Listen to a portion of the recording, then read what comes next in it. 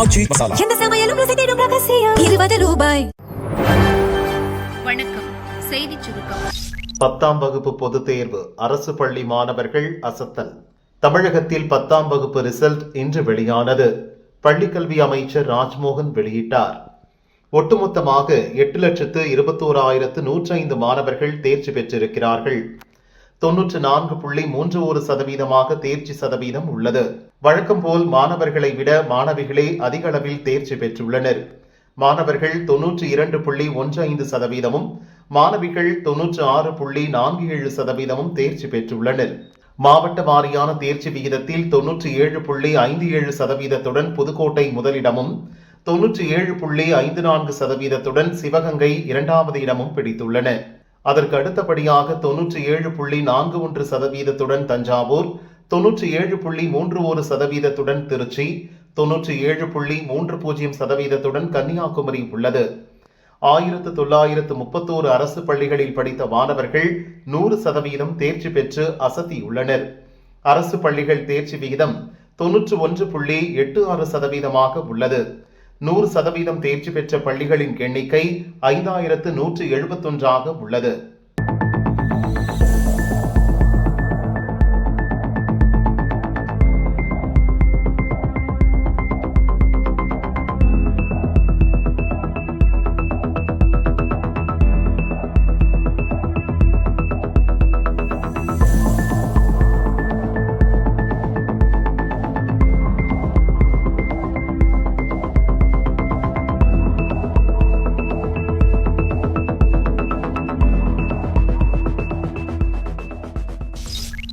Result டாப்பில் யார்? 100க்கு 100 எத்தனை பேர்? 10ஆம் வகுப்பு பொதுத் தேர்வு முடிவுகள் இன்று வெளியானது. 8,70,643 மாணவர்கள் தேர்வு எழுதியதில் 8,21,105 மாணவர்கள் தேர்ச்சி பெற்றிருக்கிறார்கள். 94.31% ஒட்டுமொத்த தேர்ச்சி உள்ளது. மாணவர்கள் 92.15%, மாணவிகள் 96.47% என இந்த ஆண்டும் மாணவிகள் தேர்ச்சி முதலிடத்தில் உள்ளது. மாவட்டத்தில் புதுக்கோட்டை முதல் இடம் பிடித்து 97.57% தேர்ச்சி பெற்றுள்ளது.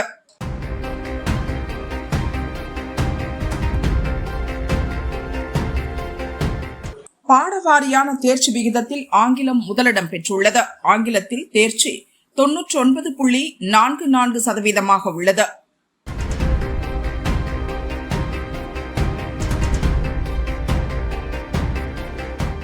அதிகபட்சமாக அறிவியல் பாடத்தில் இம்முறை 10,476 பேர் 100க்கு 100 மதிப்பெண் பெற்றுள்ளனர்.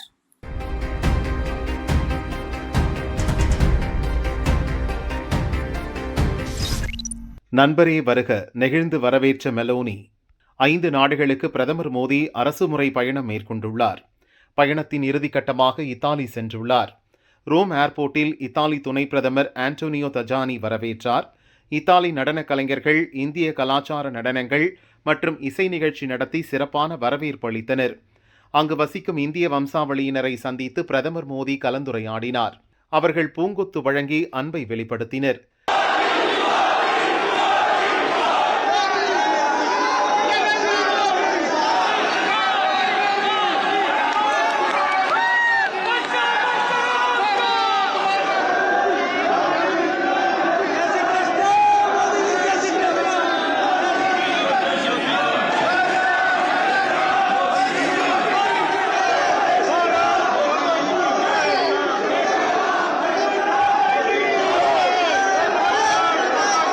பிரதமர் ஜார்ஜியா மெலோனியை சந்தித்து இந்தியா இத்தாலி இருதரப்பு உறவை வலுப்படுத்துவது மற்றும் பல முக்கிய அம்சங்கள் குறித்து பிரதமர் மோடி ஆலோசனை நடத்துகிறார். இது குறித்து பிரதமர் மோடி வெளியிட்ட அறிக்கையில் கூறியிருப்பதாவது: நான் இத்தாலியின் ரோம் நகரில் தரையிறங்கியுள்ளேன். அதிபர் செர்ஜியோ மட்டரெல்லா மற்றும் பிரதமர் ஜார்ஜியோ மெலோனியை சந்தித்து கலந்துரையாட உள்ளேன். இந்த பயணம் இந்தியா இத்தாலி உறவை மேலும் வலுப்படுத்தும் நோக்கத்துடன் அமைகிறது. ஐக்கிய நாடுகளின் உணவு மற்றும் விவசாய அமைப்பின் தலைமையகத்துக்கும் செல்வேன் என தெரிவித்துள்ளார். பிரதமர் மோடியுடன் எடுத்த செல்ஃபியை பகிர்ந்து எனது நண்பரை ரோம் நகருக்கு வரவேற்கிறேன் என பிரதமர் ஜார்ஜியோ மெலோனி அறிக்கை வெளியிட்டுள்ளார். காரை ஓட்டி பார்த்து ஆய்வு செய்த சிஎம். சென்னை தலைமை செயலகத்தில் மருத்துவத்துறைக்காக 2,90,00,000 ரூபாய் மதிப்பில் 40 புதிய கார்களின் சேவையை முதல்வர் விஜய் துவக்கி வைத்தார். அப்போது ஒரு ஜீப்பை அவரே சிறிது தூரம் ஓட்டி பார்த்து ஆய்வு செய்தார்.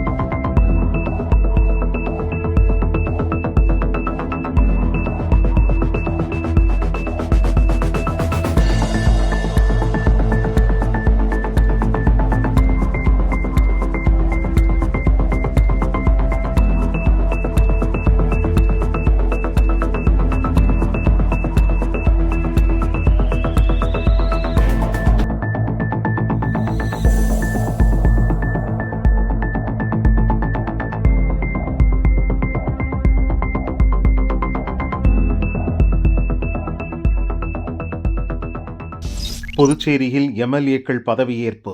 புதுச்சேரியில் மீண்டும் தேசிய ஜனநாயக கூட்டணி ஆட்சியை பிடித்துள்ளது. முதல்வராக ரங்கசாமி பொறுப்பேற்றார். இன்று அங்கு சட்டசபை கூடியது. ரங்கசாமி உட்பட 29 எம்எல்ஏக்களுக்கு தற்காலிக சபாநாயகர் அன்பழகன் பதவி பிரமாணம் செய்து வைத்தார். ஆட்சி பொறுப்பு துணைநிலை ஆளுநர் அவர்கள் முன்னிலையோ அல்லது அவரால் நியமிக்கப்பட்ட ஒருவர் முன்னிலையோ எடுத்துக் கொள்ளப்பட வேண்டும். மதிப்புமிகு உறுப்பினர் இந்த உறுதிமொழியை என் முன்னிலையில் எடுத்துக் கொள்ளலாம் என்று துணைநிலை ஆளுநர் அவர்கள் நிர்ணயித்தார். கூட்டணி கட்சிகள் அமைச்சரவையில் பங்கு பெற வேண்டும். ஆதவ் அர்ஜுனா அழைப்பு. முதல்வர் விஜய் தலைமையிலான அமைச்சரவையில் காங்கிரஸ், விசிக, ஐயுஎம்எல் மற்றும் கம்யூனிஸ்ட் கட்சிகள் என அனைவரும் பங்கு பெற வேண்டும் என பொதுப்பணித்துறை அமைச்சர் ஆதவ் அர்ஜுனா அழைப்பு விடுத்துள்ளார். சமூக நீதியின் அடிப்படையில் இயங்கக்கூடிய தலைவர்களும் கட்சிகளும் அமைச்சரவையில் இணைய வேண்டும். குறிப்பாக இந்திய காங்கிரஸ் கட்சி எங்களுக்கு எங்களுடைய தலைவர் முதல்வர் மீது நம்பிக்கை கொண்டு மிகப்பெரிய ஆதரவை கொடுத்தாங்க. அவர்கள் அமைச்சரவையில் இணைய வேண்டும் என்கிறது முதலமைச்சர் வலியுறுத்தியிருக்கிறாரு. அதே மாதிரி இடதுசாரி இயக்கங்கள் வெளியிலிருந்து ஆதரவு கொடுக்க வேண்டிய அவங்களுடைய கொள்கை முடிவை நாங்கள் எப்பொழுதும் மதிப்போம். இந்த அரசு எப்பொழுதும் சமூக நீதிக்கான அரசாக இருக்கும். மதசார்பற்ற கொள்கையில் உறுதியாக இருப்போம். பண்டிதருடைய மண்டபத்தின் முன்னாடி நாங்கள் உறுதியாகவும் சத்தியமாகவும் நாங்கள் சொல்கிறோம். அதே மாதிரி விடுதலை சிறுத்தைகள் கட்சி தலைவர் அண்ணன் திருமானன் அவர்களை நாங்கள் அழைக்கிறோம் அமைச்சரவையில் பங்கு பெற. மாண்புமிகு முதலமைச்சர் அவர்களுடைய விருப்பமும் அதுதான். ஐயுஎம்எல் நம்முடைய இஸ்லாமிய சகோதரர்களும் அமைச்சரவையில் இருக்க வேண்டும் என்பதை நாங்கள் பணிவன்புடன் கேட்டுக்கொள்கிறோம். அதை நாங்கள் தலைவர்களிடையும் வலியுறுத்தி இருக்கிறோம். அந்த மாதிரி இடதுசாரி சிந்தனைகள் கொண்ட சமூக நீதியின் அடிப்படையில் மதசார்பற்ற கொள்கையில் இருக்கக்கூடிய எல்லோரும் தலைவர்களும் அமைச்சரவையில் வர வேண்டும் என்பது மாண்புமிகு முதலமைச்சருடைய விருப்பம். அதோடைய கனவு. ஒரு அன்பான ஒரு எப்படி எல்லாம் ஒரு குடும்பமா இருக்குமோ அது மாதிரி அமைச்சரவை இருக்கணும்னு மாண்புமிகு முதலமைச்சர் நினைக்கிறாரு.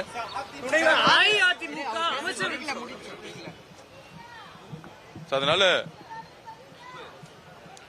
விடுதலை சிறுத்தைகள் கட்சியாக இருக்கக்கூடிய அண்ணன் திருமானன் அவர்களோ, ஐயுஎம்எல் தலைவர் அவர்களோ, காங்கிரஸ் தோழர்களோ எல்லோரும் அமைச்சரவையில் பங்கு பெற வேண்டும் என்பதை எங்களுடைய விருப்பத்தை தெரிவிச்சிருக்கிறோம். உடனடியாக முடிவெடுத்து சொல்றேன்னு சொல்லியிருக்கிறாங்க. அந்த கட்சிகளுடைய கலந்தாலோசனை கூட்டம் நடந்துட்டு இருக்கு. நல்ல செய்தி வரும்னு நாங்கள் நினைக்கிறோம். அமைச்சரவையில் விசிக இடம்பெறுமா? திருமாவளவன் விளக்கம். முதல்வர் விஜய் தலைமையிலான அமைச்சரவையில் விடுதலை சிறுத்தைகள் கட்சி இடம்பெறுமா என்பதை கட்சி நிர்வாகிகளுடன் ஆலோசித்து முடிவெடுப்போம் என திருமாவளவன் சொன்னார். கூட்டணியில் இணைந்து நாங்கள் தேர்தலை சந்திக்கவில்லை. நாங்கள் இன்னொரு கூட்டணியில், திமுக கூட்டணியில் இடம்பெற்றிருந்தோம். அந்த கூட்டணியில் 2 இடங்களில் நாங்கள் வெற்றி பெற்றோம். தவேக ஆட்சி அமைப்பதற்கு 2 இடங்கள் மட்டுமே தேவை என்கிற நிலையில் எங்கள் ஆதரவை நாங்கள் நல்கினோம். தற்போது வெளிப்படையாகவே தவேக தரப்பிலிருந்து விடுதலை சிறுத்தைகள், இந்திய யூனியன் முஸ்லீம் லீக் ஆகிய 2 கட்சிகளுமே அமைச்சரவையில் இடம்பெற வேண்டும் என்கிற விருப்பத்தை வெளிப்படுத்தியிருக்கிறார்கள். ஆகவே அவருடைய அழைப்பை நாங்கள் மதிக்கிறோம், நன்றி சொல்ல கடமைப்பட்டிருக்கிறோம். என்றாலும் இதற்காக மீண்டும் உயர்நிலைக் குழுவை கூட்ட வேண்டிய தேவையில்லை. பொதுச் செயலாளர்கள் 2 பேர், பொருளாளர், முதன்மை செயலாளர் ஆகிய முன்னணி பொறுப்பாளர்களோடு இந்த அழைப்பு குறித்து நாங்கள் கலந்து பேசி முடிவை அறிவிப்போம். விடிய விடிய ரெய்ட், 100 ரவுடிகள் கைது, போலீஸ் அதிரடி. தமிழகத்தில் சட்டம் ஒழுங்கை பாதுகாக்கும் வகையில் போலீசார் அவ்வப்போது சில அதிரடி நடவடிக்கைகளில் ஈடுபடுவர். அந்த வகையில் நேற்றிரவு சென்னையின் பல்வேறு பகுதிகளில் போலீசார் அதிரடி ரெய்ட் நடத்தினர். சென்னை புறநகரை ஒட்டிய மணிமங்கலத்தில் கடந்த 16ஆம் தேதி நடந்த இரட்டை கொலை தொடர்பாக நேற்று காலை 2 சிறார்கள் உட்பட 6 பேரை போலீசார் கைது செய்தனர். இந்நிலையில் நேற்று இரவு விடிய விடிய நடந்த சோதனையின் போது பல்வேறு குற்ற வழக்குகளில் தேடப்பட்டு வந்த குற்றவாளிகள், ரவுடிகளை போலீசார் கைது செய்தனர். சென்னை டி நகரில் 18, அடையாறில் 16, புளியந்தோப்பில் 20, அண்ணா நகரில் 9, மயிலாப்பூரில் 12 என மொத்தம் 100 ரவுடிகளை போலீசார் நேற்று ஒரே இரவில் கைது செய்தனர். இவர்களில் கொலை, கொள்ளை, போதைப்பொருள் விற்பனை, கட்ட பஞ்சாயத்து உட்பட பல்வேறு குற்றங்களில் ஈடுபட்டோர் அடங்குவர். பல வழக்குகளில் கைதாகி ஜாமீன் பெற்று நீதிமன்ற விசாரணைக்கு ஆஜராகாமல் தலைமறைவாக இருந்தவர்களையும் போலீசார் கைது செய்தனர். ஒரே இரவில் 100க்கும் மேற்பட்ட ரவுடிகள் கைது செய்யப்பட்ட சம்பவம் சென்னை மட்டுமின்றி தமிழகம் முழுவதும் பெரும் பரபரப்பை ஏற்படுத்தியுள்ளது.